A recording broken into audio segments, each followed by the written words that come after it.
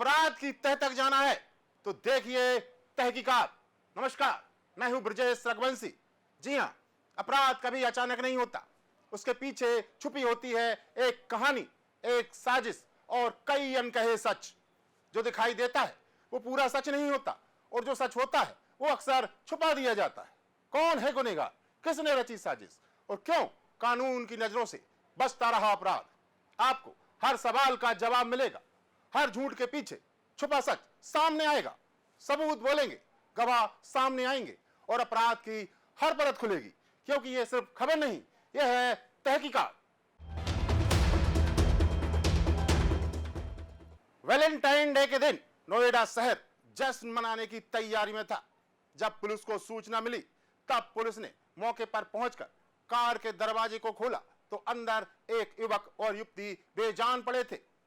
Driving seat पर बैठे शख्स के हाथ में एक पिस्तौल थी। कार में ना कोई तोड़फोड़, ना कोई मारपीट। कार के अंदर पुलिस को कुछ मिलता वो मिले थे प्रेमी प्रेमिका के बंद मोबाइल और 2 खाली कारतूस। और फिर शुरू हुई तहकीकात।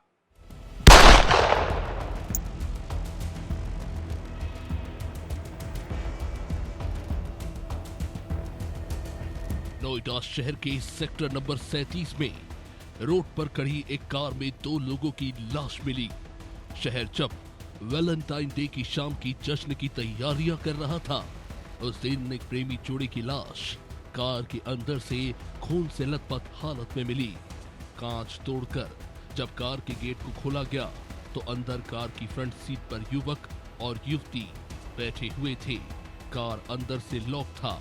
कार की सीट पर दोनों बेजान पड़े थे और बंदूक युवक के हाथ में थी। 14 फरवरी की सुबह एसयूवी कार में 26 साल की रेखा और 32 साल के सुमित की लाश मिली। सुमित और रेखा लंबे समय से रिलेशनशिप में थे। सेक्टर 107 में रोड किनारे खड़ी कार के अंदर कुछ लोगों ने इनको खून से लथपथ हालत में देखा और पुलिस को खबर की। पुलिस ने जब परिवार वालों से पता किया तो पता चला कि ये दोनों 13 फरवरी की शाम से लापता थे। सबसे बड़ा सवाल यही था कि बीते 12 घंटों में दोनों के बीच ऐसा हुआ क्या कि गुलाब की जगह गन ने ले ली और मोहब्बत की जगह मौत ने। पुलिस ने कार में से दोनों लाशों को बरामद करने के बाद छानबीन शुरू की। कार के अंदर पुलिस को कुछ भी खास नहीं मिला। पोस्टमार्टम रिपोर्ट में साफ हो गया कि गोली लगने से दोनों की मौत हुई थी। रिपोर्ट के मुताबिक रेखा को नजदीक से गोली मारी गई थी। पहले सुमित ने रेखा की कनपट्टी पर बंदूक सटाकर फायर किया और उसकी हत्या कर दी और फिर उसी बंदूक से अपनी भी जान ले ली। ना शरीर पर मारपीट के निशान, ना कोई संघर्ष या हाथापाई। सवाल ये था कि दोनों ने मिलकर अपनी जान देने का फैसला लिया या ये सब अचानक हुआ। सेक्टर 39 थाना अंतर्गत सेक्टर 107 नोएडा दादरी रोड के पिलर नंबर 84 के पास एक दिल्ली नंबर की कार होने की सूचना प्राप्त हुई। प्राप्त सूचना पर थाना 39 की पुलिस मौके पर पहुंची तथा कार का निरीक्षण किया गया। कार के अंदर एक लड़का और लड़की के सिर में गोली लगी हुई पाई गई। लड़के के हाथ में पिस्टल थी और कार अंदर से लॉक पाई गई। प्रथम दृष्टया यह आत्महत्या का मामला प्रतीत होता है। मृतकों की पहचान सुमित और उसके एक साथी के रूप में की गई है। परिजनों को सूचित कर दिया गया है। घटना स्थल फोरेंसिक टीम द्वारा निरीक्षण किया गया है। 100 का पंचायतनामा भर करके पोस्टमार्टम हेतु भेजा गया है। अन्य आवश्यक विधिक कार्रवाई की जा रही है। 13 फरवरी की शाम रोज की तरह रेखा अपने ऑफिस से काम निपटाकर घर के लिए निकली रही थी। तभी उसके पास सुमित का कॉल आता है। सुमित रेखा को मिलने के लिए बोलता है। उसके बाद रेखा अपने सेक्टर 62 के ऑफिस से पैदल इलेक्ट्रॉनिक सिटी मेट्रो स्टेशन पर मिलने के लिए उससे पहुंच जाती है। फिर वहां से दोनों कार से निकल जाते हैं। सुमित का फोन 6 बजे के बाद बंद हो गया, जबकि रेखा ने 7 बजे के बाद फोन उठाना बंद कर दिया। उधर देर रात तक बेटी के घर न पहुंचने पर परिवार ने पुलिस से शिकायत की तो पुलिस ने मोबाइल से रेखा का लोकेशन ट्रेस करना शुरू किया। कालिंदी कुंज से लेकर सलारपुर में दोनों की लोकेशन ट्रेस हुई थी, पर पुलिस को दोनों कहीं नहीं मिले और फिर रेखा के घर से आधा किलोमीटर दूर कार में दोनों की लाश मिली। सुमित और रेखा लंबे समय से रिलेशनशिप में थे। रेखा का लंबे समय से सुमित के घर आना जाना था। सुमित का जब 2019 में एक्सीडेंट हुआ था, तब रेखा ने जिस तरह से सुमित का ख्याल रखा, तभी से सुमित के परिवार वाले रेखा को पसंद करते थे और इस रिश्ते से खुश थे। लेकिन पुलिस की छानबीन में पता चला कि हाल के बीते साल से दोनों के बीच रिश्ते में सब कुछ ठीक नहीं चल रहा था। रेखा का परिवार दोनों की शादी के लिए राजी नहीं था और कारण था जाति। सुमित रेखा की शादी के बीच दोनों की जाति आड़े आ रही थी, जिसके चलते सुमित के परिवार का आरोप है कि रेखा के घर वालों ने सुमित को धमकाने और डराने तक की कोशिश की थी। सुमित के परिवार का कहना है कि रेखा और सुमित की शादी ना हो, इसलिए परिवार वालों ने ही रेखा को भड़काना शुरू किया और यही से बात बिगड़नी शुरू हुई। रेखा सुमित से दूर होती चली गई और जाति के चलते दो जिंदगियों की बलि चढ़ गई। लड़की जो है फैमिली फंक्शन में आती थी तो बहुत हेल्दी मतलब रिलेशनशिप थी, कोई ऐसा नहीं है। और 12-15 साल आप समझ सकते हैं कि 12-15 साल रिलेशनशिप जो चलती है वो किस तरीके की रिलेशनशिप, कोई ऐसी कोई डिस्प्यूट कोई हमें तो नहीं लगा। जब इन्होंने क्या नाम कल वो मैंने खुद सजेस्ट करा, मैंने यार धमकी मत दो, और जो है ना दोनों लड़की जो है वो बालिग है, अगर शादी भी कर लेते तो हमें तो कोई प्रॉब्लम, हमें पहले से भी प्रॉब्लम नहीं थी। मैंने कहा लेकिन कोशिश ये करो कि कहीं ऐसा ना हो कि कोई गलत कदम उठा ले। सुमित का परिवार जाति को कारण बता रहा था, मगर रेखा के परिवार ने जो कारण बताया वो इससे बिल्कुल ही उलट है। रेखा के परिवार का कहना है कि असल में खुद रेखा ही सुमित से शादी नहीं करना चाहती थी। रेखा ने ये बात सुमित को बताई भी, मगर ये बात सुमित मानने को राजी नहीं था। रेखा के परिवार के मुताबिक सुमित रेखा का पीछा करता था, उसे परेशान करता था। अलग अलग नंबर से वो रेखा से बात करने की कोशिश करता था। रेखा ने सुमित के सभी नंबर ब्लॉक कर दिए थे, मगर सुमित रेखा को भुला नहीं पा रहा था। वैलेंटाइन डे से एक शाम पहले भी उसने रेखा को इमोशनल ब्लैकमेल करके मिलने के लिए बुलाया था। उस वक्त रेखा को अंदाजा नहीं था कि सुमित इतना बड़ा कदम उठा लेगा। शुक्रवार की दोपहर के बाद से ही सुमित अपने घर से गायब था। परिवार वाले उसे खोज रहे थे। सुमित का कुछ भी पता नहीं चल रहा था। बाद में कुछ मिला तो वो भी सुमित का लिखा एक मैसेज, जिसमें उसने लिखा था, मैं सुमित मरने जा रहा हूँ।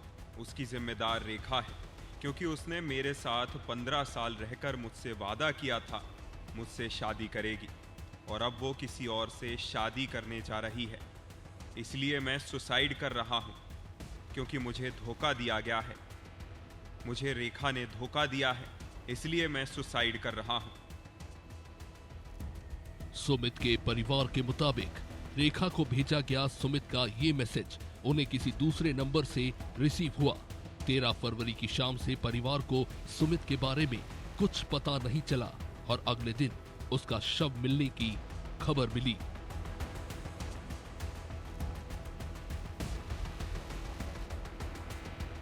सुमित का मैसेज जो है हमें परिवार में सुमित ने नहीं भेजा है, ना ही उस लड़की ने भेजा है।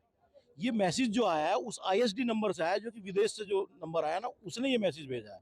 तो इसीलिए सस्पेक्ट है कि शाम को उनको पता चला है, रात को उनको लोकेशन मिल गई है।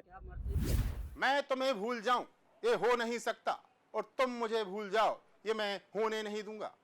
वैसे है तो ये फिल्म का डायलॉग, पर कभी कभी असल जिंदगी में ऐसे हालात बन जाते हैं कि फिल्म और असल जिंदगी की कहानी के बीच अंतर करना मुश्किल हो जाता है। सुमित और रेखा एक ही सरकारी स्कूल में पढ़ते थे, साथ स्कूल फिर साथ साथ कॉलेज गए। समय के साथ दोनों की दोस्ती प्यार में बदल गई। सब कुछ ठीक चल रहा था। कॉलेज की पढ़ाई खत्म करने के बाद रेखा एक प्राइवेट कंपनी में नौकरी कर रही थी और सुमित ने अपना वाटर प्लांट का बिजनेस खोल लिया था। दोनों के रिश्तों की बात घर वालों को भी पता थी, पर शादी की बात आते आते मामला बिगड़ने लगा। सुमित इस बात को बर्दाश्त नहीं कर पा रहा था कि रेखा इतने सालों के रिश्ते को तोड़कर किसी और से शादी करने के लिए कैसे तैयार हो गई। अगर ऐसा क्या हुआ कि रेखा उनके सालों के रिश्ते को भुलाने के लिए तैयार हो गई, और यही बात सुमित को खाए जा रही थी। रेखा ने अपनी मां को शुक्रवार शाम 6:05 पर मैसेज किया था कि वो 20 मिनट में घर पहुंच जाएगी। जिस बीच घर जाने की बजाय रेखा मेट्रो स्टेशन से सुमित के साथ उसके एसयूवी कार से निकल गई। अनुमान लगाया जा रहा है कि उस सुसाइड मैसेज के जरिए सुमित ने रेखा को मिलने के लिए इमोशनल ब्लैकमेल किया, जिसके चलते वो सुमित के साथ चलने को राजी हो गई। उधर देर रात पुलिस दोनों की लोकेशन ट्रेस करती रही। सुमित का फोन पहले ही स्विच ऑफ आ रहा था, बाद में रेखा से भी संपर्क बंद हो गया। दोनों ने अपने फोन फ्लाइट मोड पर डाल दिए थे। उस रात दोनों कहां गए, इसके लिए पुलिस सीसीटीवी फुटेज खंगाल रही है, पर गाड़ी की हालत को देख ये स्पष्ट हो गया कि गोली चलाने वाला व्यक्ति सुमित ही था। दोनों बुलेट स्कल के अंदर ही फंसे हुए पाए गए। एकाएक सुमित ने फायर किया। उसने पहले रेखा की जान ली और उसके बाद खुद अपनी। जिंदगी किस मोड़ पर धोखा दे जाए पता नहीं चलता। रेखा को क्या पता था कि बचपन में जिसके साथ स्कूल में साथ पढ़ाई की वही मौत का कारण बन जाएगा। दिल्ली के त्रिलोकपुरी का रहने वाला सुमित, जिसके पिता राजवीर एमसीडी में निरीक्षक थे, 3 बच्चों में सुमित सबसे छोटा था। सुमित और रेखा के रिश्ते के बारे में परिवार न सिर्फ जानता था, बल्कि रेखा सुमित के घर में होने वाले पारिवारिक कार्यक्रमों में भी हिस्सा लेती थी।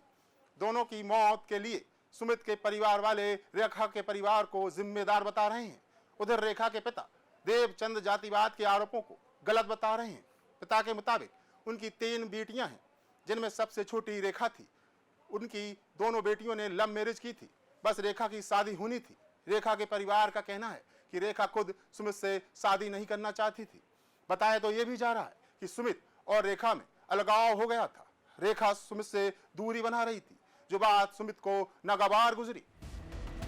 कारण जो भी हो, मगर सुमित रिलेशनशिप के टूटने के पीछे रेखा को जिम्मेदार मानता था। सुमित का रेखा को लिखा आखिरी मैसेज तो यही कह रहा है। सुमित की जाति कारण थी, या परिवार के दबाव में रेखा का रिश्ते से मन भर गया, या सुमित के बदलती व्यवहार की वजह से रेखा ने सुमित को छोड़ दिया, ये सब जांच का विषय है। पर वैलेंटाइन डे से पहले उस रात सुमित और रेखा के बीच क्या बातचीत हुई, ये कोई नहीं जानता। सेक्टर 107 की वही रोड जहां पर कुछ साल पहले सुमित का एक्सीडेंट हुआ था, वहीं पर दोनों की लाश मिली। नोएडा के इस मर्डर सुसाइड केस में तहकीकात अभी जारी है।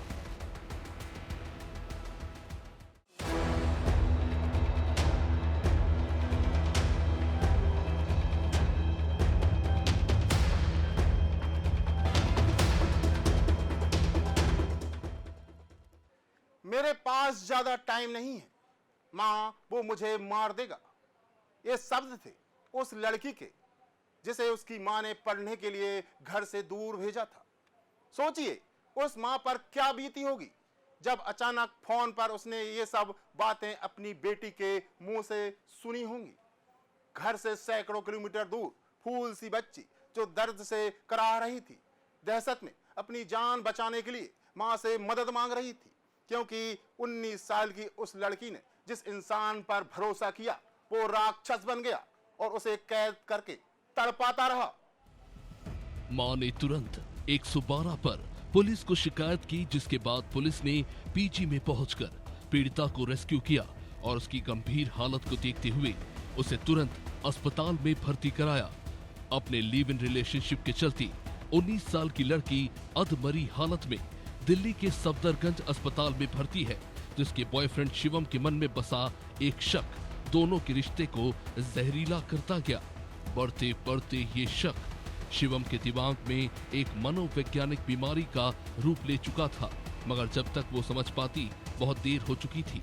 शिवम ने अपनी गर्लफ्रेंड की जिंदगी को कैद में बदल दिया।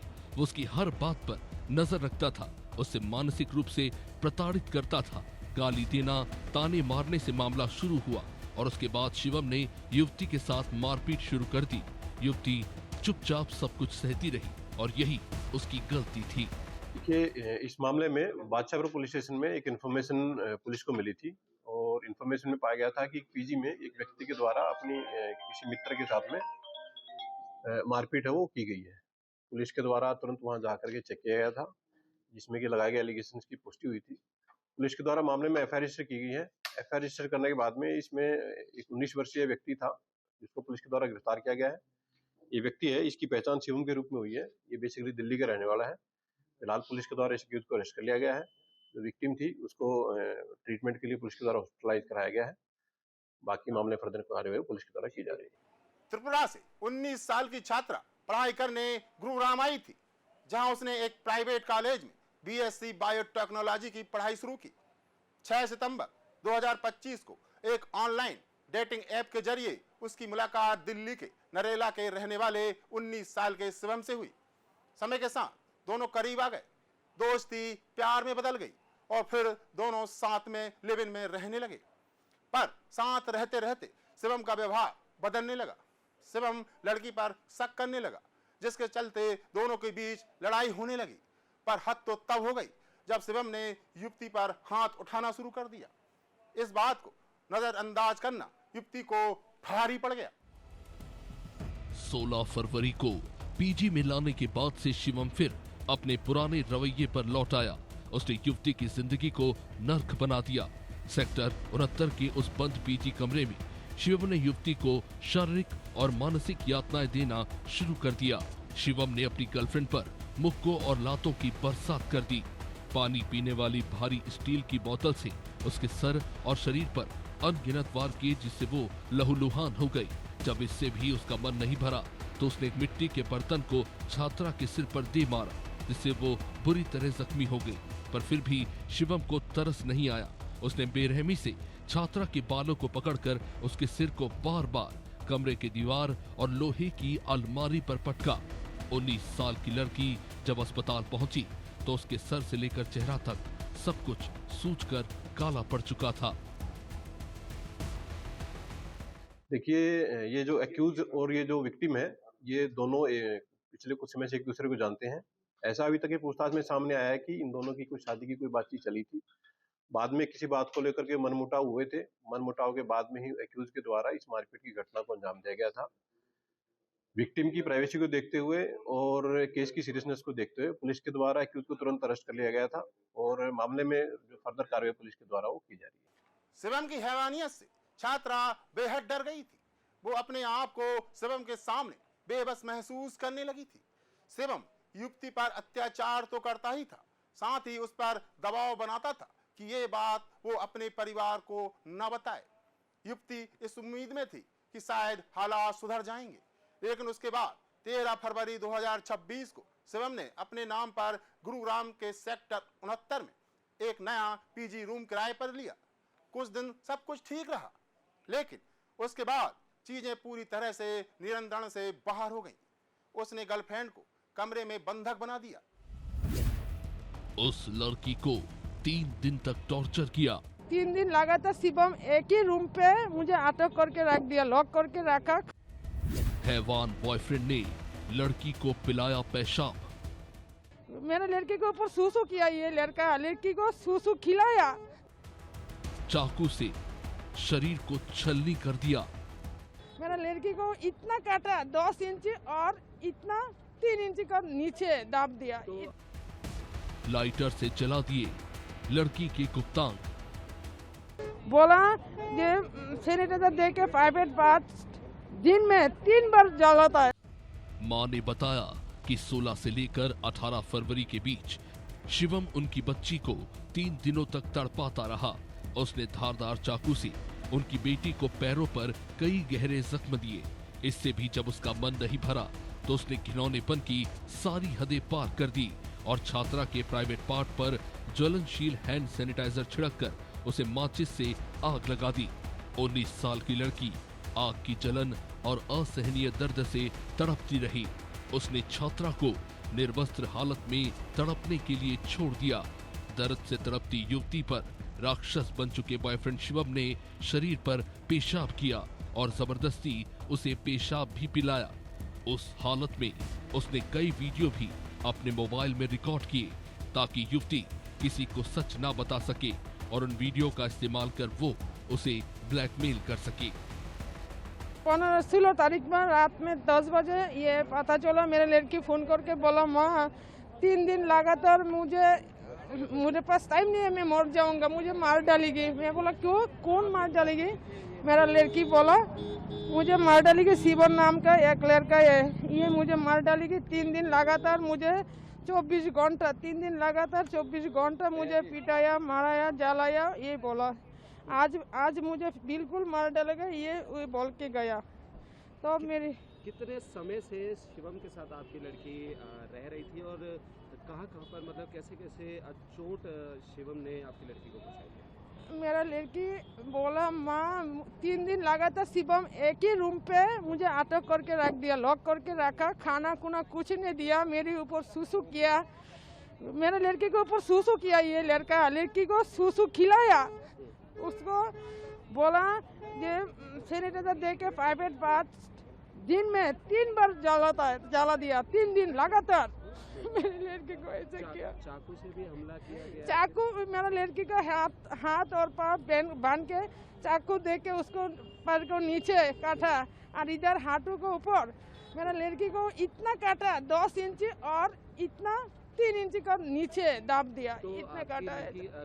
गुरुग्राम में रह रही थी, क्या पढ़ाई करती थी? ये कैसे मुलाकात हुई थी? ये मेरा लड़की तो त्रिपुरा से इधर आया बायोटेक पढ़ने के लिए गुरुग्राम GD गोयंगा कॉलेज में, और उसको साथ ऑनलाइन में फ्रेंड हो गया। ये मैं उस दिन बोला तो मेरा लड़की बोला आज मार डालेगा मेरा लड़का शिवम, तुम बचाओ। मैं जल्दी बंसी थाना में फ़ोन किया, बंसी थाना फ़ोन किया मेरा ये बादशाहपुर थाना को, तो मेरा लड़की को बचाया। क्या शिवम शादी के लिए भी बोला करता था आपकी लड़की? पहले बोला उसको शादी करेगा, उसको प्यार करता है, ऐसा बोल के उसको ऐसे हाल कर दिया। मेरे लड़की को रेप किया, मेरी लड़की को बहुत ज्यादा किया, बहुत ज्यादा बुरा किया मेरे लड़की को। क्या मांग क्या कर रहे हो और कैसी हालत है अभी आपकी लड़की? मेरा लड़की का हालत ज्यादा ठीक ही नहीं है, बहुत खराब है उसका हालत। कोई इतना हैवान हो सकता जिस विश्वासघात के शक में शिवम अपनी गर्लफ्रेंड को टॉर्चर कर रहा था? क्या वो विश्वास के लायक भी था? या शक तो शायद एक जरिया था अपने दिलो दिमाग में भरी गंदगी को अंजाम देने का। युवती को मारते और जलाते वक्त शिवम लगातार उसे डराता था और धमकियां देता था। पूछताछ में पता चला है कि वो युवती से कहता था कि वो उसे इस कदर बुरी तरह मार कर अधमरा कर देगा कि वो जिंदगी में कभी ठीक से अपने पैरों पर चल नहीं पाएगी। वो छात्रा के प्राइवेट पार्ट को सैनिटाइजर डालकर लाइटर से जलाते हुए कहता था कि वो उसकी ऐसी हालत कर देगा कि वो कभी जिंदगी में मां नहीं बन पाएगी। 3 दिन तक लगातार टॉर्चर झेलने के बाद 18 फरवरी की रात शिवम से नजरें बचाकर रात 10 बजे उसने कांपते हुए अपनी मां को फोन किया और शिवम को पता ना लग जाए इसलिए बंगाली भाषा में अपनी पूरी आपबीती बताई, जिसके बाद पुलिस ने पीड़िता को रेस्क्यू कर अस्पताल पहुंचाया और आरोपी शिवम को तुरंत गिरफ्तार कर लिया। पीड़िता की हालत अब स्टेबल है, पर शिवम के वहशीपने से लड़की को जो मानसिक आघात पहुंचा है, क्या वो उससे कभी उभर पाएगी? जो कंप्लेंट विक्टिम के द्वारा दी गई है पुलिस को, उसके बेसिस पर पुलिस के द्वारा संबंधित सेक्शंस में एफआईआर रजिस्टर की गई है। मेडिकल एग्जामिनेशन में जो भी चोटें उन डॉक्टर के द्वारा दी गई हैं, उनके बेस पर पुलिस के द्वारा सेक्शंस केस में एड ऑन की गई हैं और मामले की जो इन्वेस्टिगेशन पुलिस के द्वारा वो आगे की जा रही है। क्या पीड़िता को इसने बंदी बनाकर भी रखा था मारपीट के दौरान? ऐसी कोई बात सामने आई? विक्टिम और जो एक्यूज है ये दोनों एक दूसरे को काफी समय से जानते हैं, दोनों एक दूसरे के दोस्त हैं। ऐसा अभी तक की पूछताछ में सामने आया है कि दोनों की शादी की कुछ बात भी स्टार्ट हुई थी, लेकिन किसी बात को लेकर कुछ मनमुटाव हुए और उसके बाद विक्टिम एक्यूज के द्वारा विक्टिम के साथ मारपीट की इस घटना को अंजाम दिया गया। मामले में एकमात्र ये एक्यूज फिलहाल तक इन्वेस्टिगेशन में सामने आया था, जिसको पुलिस के द्वारा अरेस्ट किया गया है। तो आज आपने देखा जुर्म का चेहरा, हमने सच दिखाया है, क्योंकि अपराध चाहे कितना भी ताकतवर क्यों ना हो, सच उससे कहीं ज्यादा खतरनाक होता है। ये कहानी यहीं खत्म नहीं होती, ये लड़ाई अभी जारी है। अगली तहकीकात में एक और मामला, एक और साजिश, एक और सच की तह तक जाएंगे। तो देखते रहिए तहकीकात।